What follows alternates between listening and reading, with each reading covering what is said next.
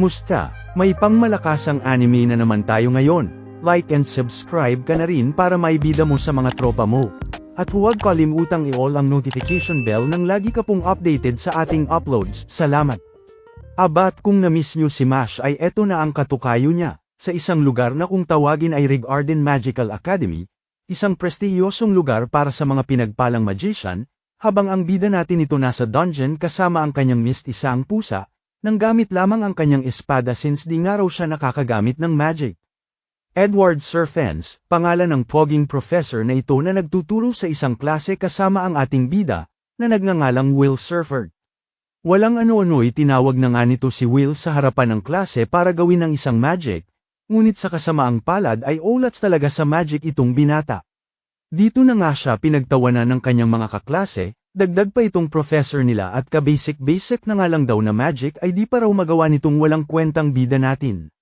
Sa kung saan ay biglang bumida-bida na nga itong isa sa kanilang mga kaklase at nagpalabas ng pangmalakasang apoy-apoy spell, na siyang pasikat na nga sa buong klase at nagngangalang Cyan Ulster, sabay sorry sa professor at nais niya lang daw tulungan ang bobo nilang kaklase. Pa-speech na nga ang kanilang professor na sa kanilang mundo, ay magic lamang ang supremo, magic ang otoridad, magic ang lakas at kapangyarihan, maging ang kanilang mga bayani ay mages, at sa akademya nga raw na ito, ang talento nila sa magic ang magdadala sa kanila.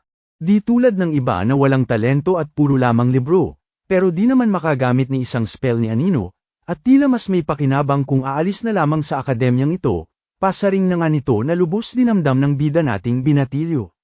Maging sa labas ng classroom ay di parent siya tinantana ng mga papansing bully niya, at binanatan pati ang pagpunta-punta niya sa dungeons na ginagawa raw ng ating bida para pantapal grades niya, sabay paglutang ng isang dalaga at dinedepensahan ang ating bida mula sa mga papansing kaklase nila, na pinakilalang si Colette Loire, at di nga raw hahayaan ng dalaga na insultuhan nila ang kanyang kaibigan. Eddie Meow, ika naman ni Sion sabay pasaring na naman kay Will na hanggang pangarap lang nito ang titulong Magia Vander, parang Divine Visionaries lang sa Mashley, hihi. O siya alis na kami at baka mapasahan pa kami ng kabobohan niyang Will na yan, banat na nga ng mga ito sabay umalis na. Dapat di mo sila hinahayaang ganyanan ka lamang, pati na yung Professor Edward na yan na may tama rin sa utak, ika na nga ni Colette sa kanya. Okay nga lang daw ika naman ni Will at totoo naman daw na hindi siya nakakagamit ng magic, tsaka kung meron ba namang nagtatanggol sakin na chicks katulad mo Eddie ang swerte ko, hihi. Ika na nga nito sa dalaga. Nataranta na nga si ate at tila kinilig sa sinabi ng binata, at huwag daw itong ganito lalo na sa ibang tao, kaya napakamadulo na lamang si Will sabay nag-sorry kay Colette, at pinalaki raw kasi siya na dapat pinupuri ang mga babae, pero kahit di naman daw ay talagang cute daw itong si Colette na lubos kinablush na nga ni ate mo.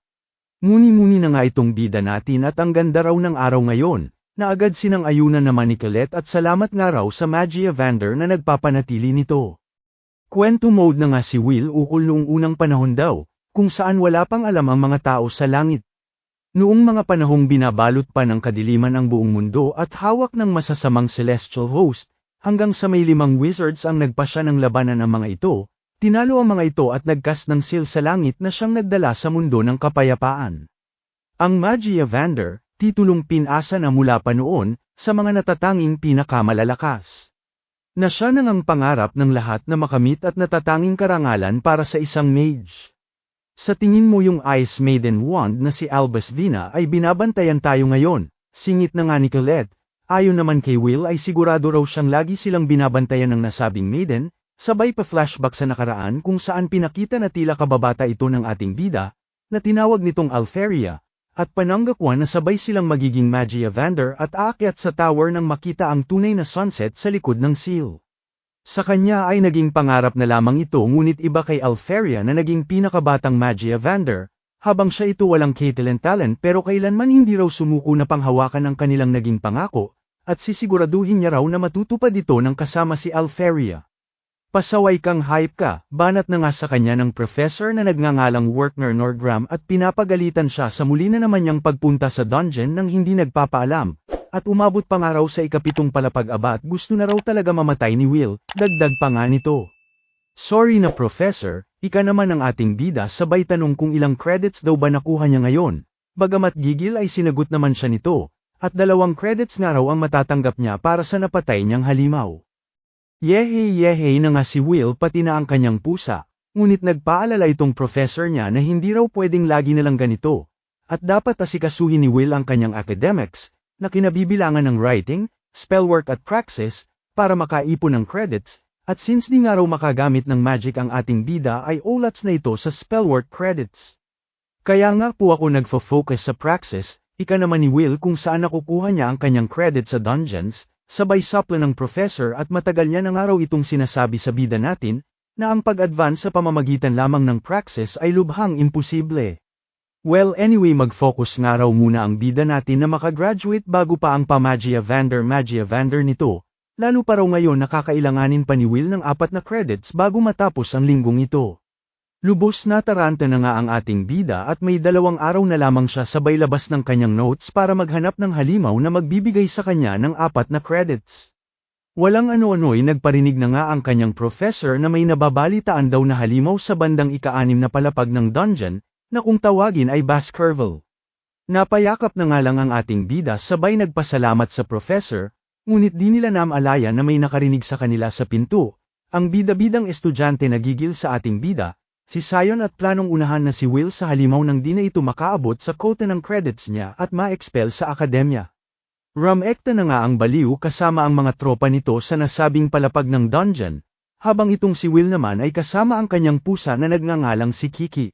Nabahala na nga ang mga tropa ni Sion sa plano nitong baliw, na lubos ang galit at panggigigil sa ating bida na ayon dito ay walang karapatan ni huminga man lang ng hangin na kanilang hinihinga sa akademyang ito. Hanggang sa walang ano-ano'y tumilapon na nga lang bigla ang isa sa mga tropa ni Sion, at dito napasigaw ang isa pa sa mga bobo sa gulat nang makita ang dambuhalang halimaw. Sa lakas ng sigaw nito ay umalingaw-ngaw na nga ito sa buong kuweba na siyang narinig ng ating bida, na agad na patakbo at pinuntahan ang pinanggalingan ng sigaw. Dito na nga niya nakita ang isang dambuhalang halimaw na ayon dito ay isang evil sentinel, na may katumbas na 10 credits, ngunit ano raw ang ginagawa ng isang high-level monster sa palapag na ito?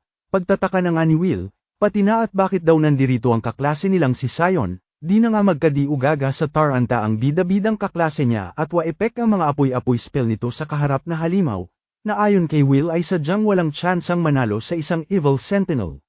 Sa awa ni Will ay naisipan na nga nitong iligtas ang bully niya, ngunit napapaisip din kung obligasyon daw ba niyang tulungan ito sa kabila ng mga ginawa at pangbubuli nito sa kanya.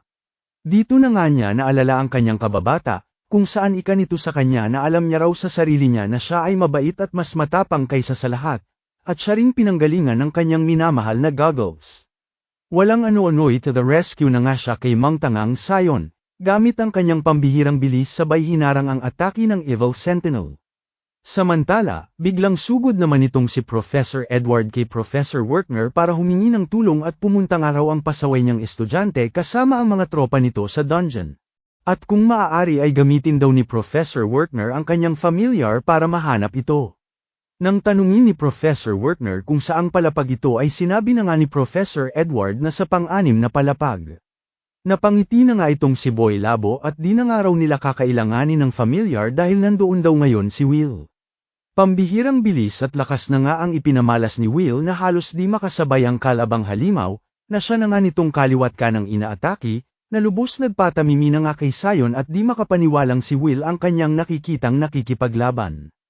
Maging si Professor Edward ay di makapaniwala sa kanyang mga nasasaksihan, habang itong si Professor Werkner naman ay lubos ang pagpapaliwanag, na si Will daw ay naiiba sa lahat, dahil may taglay itong lakas na wala ang sinumang mage, pangangatawang singtatag ng mga dwarf, at talino na kayang basahin ng kalaban kahit isang beses niya lang itong makita. Oo, totoong di kayang makagamit ni Will ni Katie Ting na magic, ngunit sa mundong ito na puno ng magic, siya lamang bukod na tatangi ang nag-iisang warrior.